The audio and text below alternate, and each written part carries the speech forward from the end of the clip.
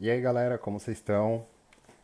A pedidos aí eu estou fazendo uma breve explicação, quer dizer, não tão breve assim, né? Explicação do algoritmo de ordenação Bubble Sort que o professor passou pra gente. Esse é o código-fonte, exemplo, que eu vou dar para vocês. Então, se vocês quiserem escrever esse código, é só dar um pause no vídeo aí, copiar eles e o código e executar, verificar, fazer testes, se vocês quiserem, tá? O método de ordenação Bubble Sort é um dos métodos mais simples que existem, né? E eu vou estar explicando para vocês, né? Eu queria mostrar que essa é basicamente o método Bubble Sort, está contemplado, com tá aqui dentro, né? Basicamente esses dois for e esse if, né? E mais essas três linhas. Então é bem simples mesmo. É uma coisa bem fácil de entender. Só prestar atenção direitinho aí no que eu vou falar, prestar atenção nos índices, no valor das variáveis, que vocês não terão dificuldade. Então são esses dois for, esse if e essas três linhas. Será sempre assim? Sim, será sempre assim. Só isso. Bubble sort é só isso. E eu vou utilizar essa planilha aqui para exemplificar para vocês como é que funciona. Então, inicialmente aqui eu estou usando um vetor. Esse vetor ele tem 5 posições, que é um vetor de char. Eu iniciei esse vetor com os valores E, as letras, né? E, A, D, C, B.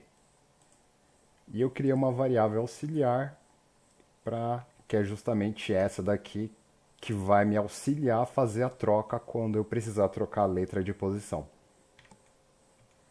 Então vamos lá, vamos iniciar o vetor, o programa.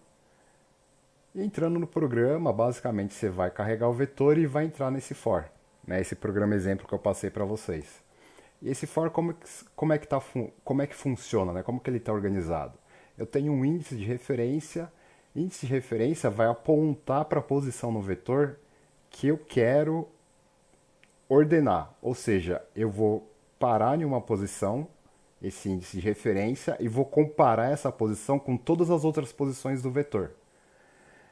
Ou seja, na hora que eu terminar de comparar com a última posição e realizar todas as trocas nesse meio tempo, nesse meio até esse final de caminho, eu tenho certeza que, por exemplo, essa posição zero estará com a menor letra existente dentro do vetor, que no nosso caso é a letra A.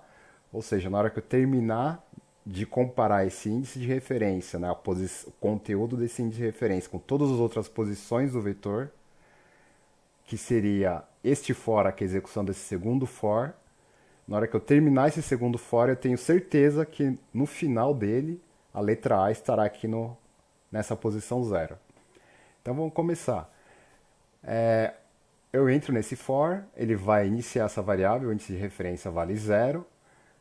Ele pergunta, índice de referência é menor que 5? Sim, 0 é menor que 5. Então ele entra no for. Dentro do for eu tenho um outro for, então vamos iniciar esse segundo for. Índice de comparação é igual a índice de referência, que é igual a 0 mais 1. 0 mais 1 é igual a 1. Índice de comparação é menor que 5? Sim, o índice de comparação é menor que 5. Então eu vou fazer seguinte pergunta, né, através desse if. O conteúdo do vetor, da variável vetor, que o índice de referência está apontando, ou seja, a posição zero do vetor tem uma letra que seja maior do que a posição 1 da variável vetor? Ou seja, E é maior do que A? Sim, E é maior que A. Então ele vai entrar dentro desse if.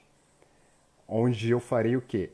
Auxiliar é igual ao conteúdo da posição zero do vetor, né? Porque a índice de referência vale zero. A posição zero do vetor.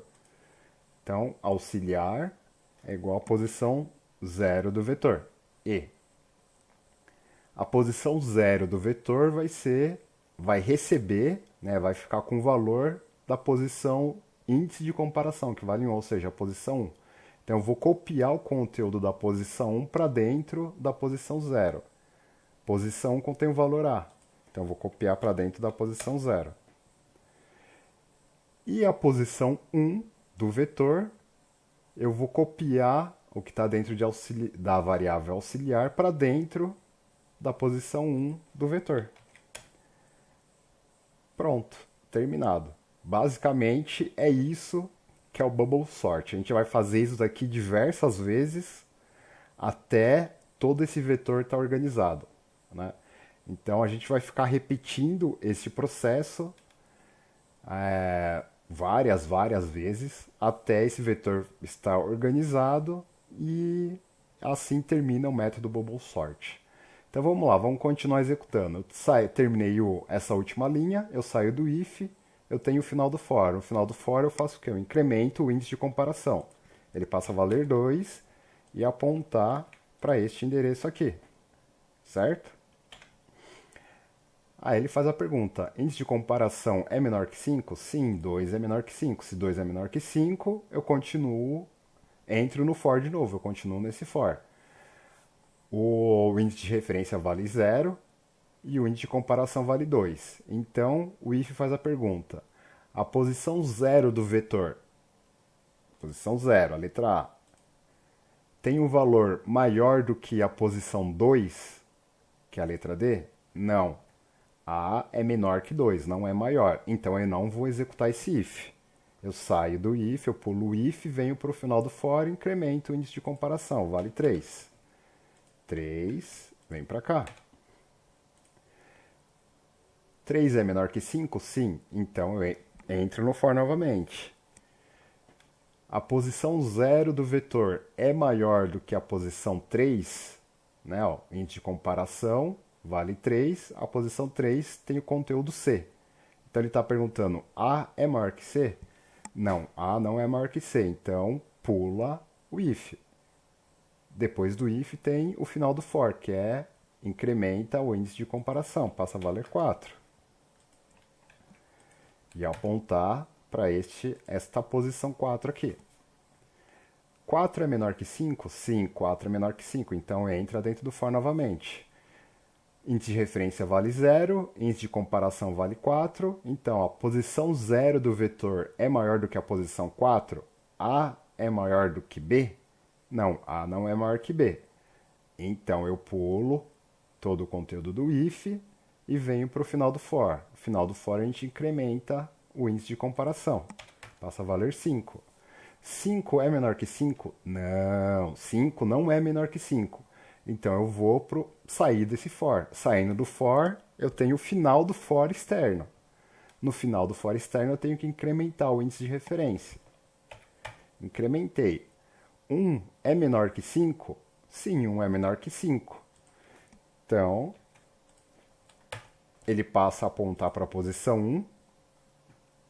Se 1 é menor que 5, eu entro dentro desse for, eu continuo nesse for. Nesse for eu tenho o quê? Esse segundo for, só que ele já tinha terminado. Como ele já tinha terminado, eu tenho que reiniciar ele. Então, reinicializando esse for, eu tenho que executar essa condição inicial novamente. Índice de comparação é igual a índice de referência mais 1. Índice de referência vale 1, 1 mais 1 igual a 2. Então, o índice de comparação passa a apontar para esta posição aqui.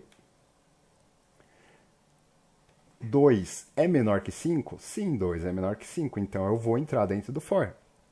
Dentro do for eu tenho a pergunta, índice de referência vale 1, índice de comparação vale 2. A posição 1 do vetor é maior do que a posição 2 do vetor? Ou seja, E é maior que D? Sim, E é maior que D. Então eu entro dentro do if. Dentro do if eu faço o quê? Eu jogo o valor da posição 1 do vetor dentro da variável auxiliar. Ou seja, posição 1 é aqui, eu jogo o E aqui dentro. Agora eu jogo o conteúdo da posição 2 do vetor dentro da posição 1. Posição 2, posição 1. Joguei. E agora eu jogo o valor da variável auxiliar para dentro da posição 2 do vetor. Realizei a troca. Fim do if, fim do for, incrementa o índice. Índice de comparação, mais. 3 é menor que 5? Sim, 3 é menor que 5. Então, ele passa a apontar para a posição 3 e eu vou entrar dentro do for.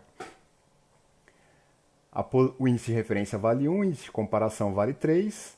A posição 1 do vetor é maior do que a posição 3? Posição 1 do vetor, a letra D, é maior do que a posição 3, a letra C? Sim, é maior. Então, vamos entrar dentro do if. Então, eu jogo o conteúdo da posição 1 para dentro da variável auxiliar, D. Jogo o conteúdo da posição 3 para dentro da posição 1, ou seja, posição 3 tem o C, eu vou jogar o C para dentro da posição 1. E agora eu jogo o conteúdo da variável auxiliar aqui dentro da posição 3. A variável auxiliar tem a letra D, eu jogo a letra D aqui. Realizei a troca, saio do if, venho para o final do for, incremento o índice de comparação, vale 4. E passo a apontar para cá.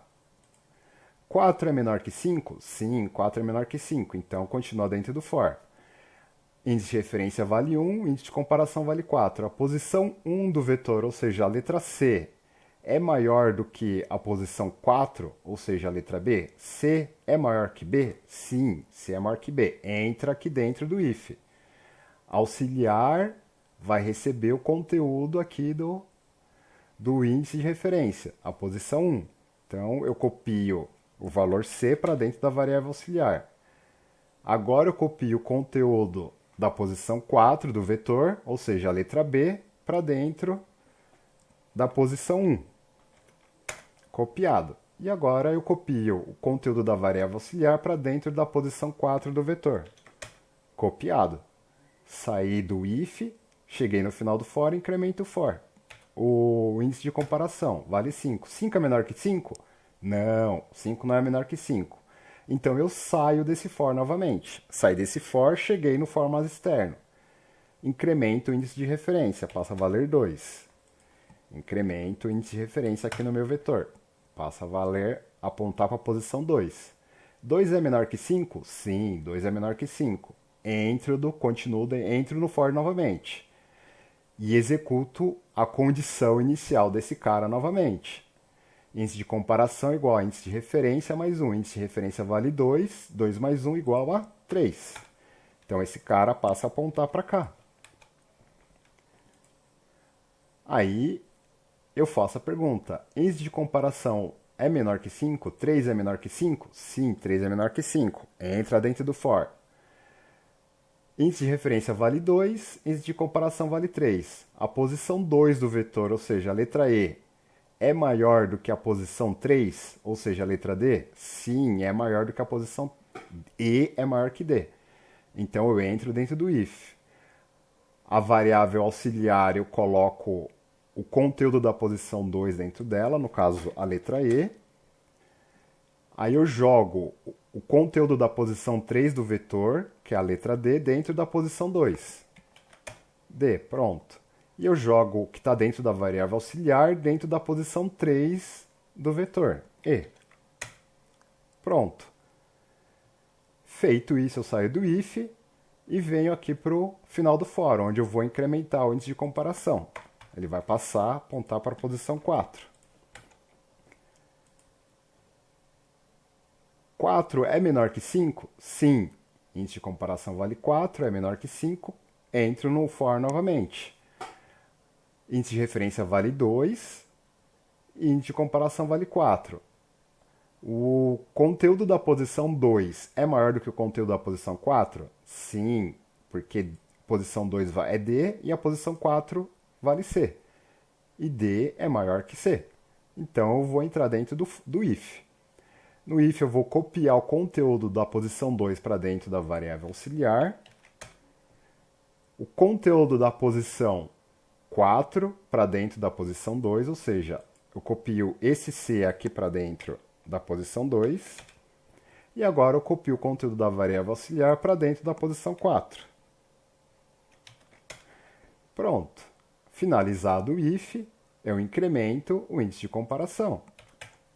5 é menor que 5? Não, 5 não é menor que 5, então eu saio do for. Saindo do for, eu vou incrementar o índice de referência.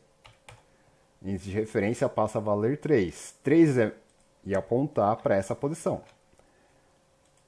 3 é menor que 5? Sim, 3 é menor que 5. Entro dentro do for novamente e executo esse for, só que esse for precisa ser executado desde o início. Então eu faço essa condição inicial. Índice de comparação igual a índice de referência mais 1. Índice de referência vale 3, 3 mais 1, 4. Então o índice de comparação fica apontando para a posição 4. 4 é menor que 5? Sim, 4 é menor que 5. Então eu vou entrar dentro desse for e vou executar esse if. Quer dizer, vou fazer essa pergunta, né? Não vou executar. Índice de referência vale 3, índice de comparação vale 4. O conteúdo da posição 3 do vetor é maior do que o conteúdo da posição 4? Sim, o conteúdo da posição 3 é E e o conteúdo da posição 4 é D. E E é maior que D. Então eu vou entrar dentro do if.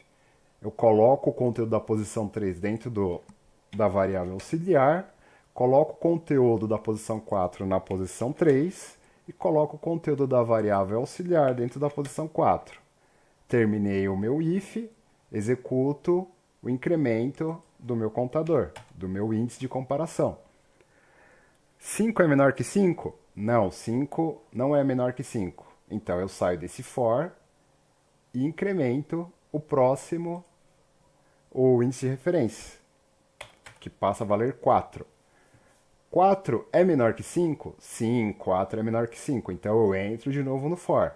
Chegando nesse for, eu vou executar a condição inicial dele novamente. Índice de comparação igual a índice de referência mais 1. Índice de referência vale 4, 4 mais 1, 5.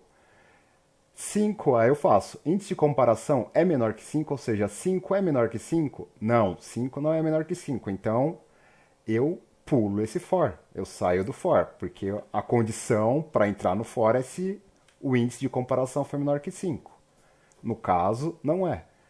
Eu venho para o final desse for, que é o índice de referência. O índice de referência incrementado passa a valer 5. Índice de referência é menor que 5? Não, o índice de referência não é menor que 5. Então eu saio desse for, ou seja, acabou o meu programa, né? Ó. No caso aqui, desse exemplo que eu passei para vocês, eu estou só exibindo o vetor ordenado na tela.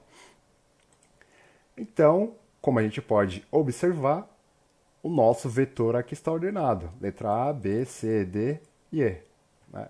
Deixa eu mostrar aqui para vocês como é que ficou a execução desse código exemplo que eu passei para vocês. O vetor original e o vetor ordenado.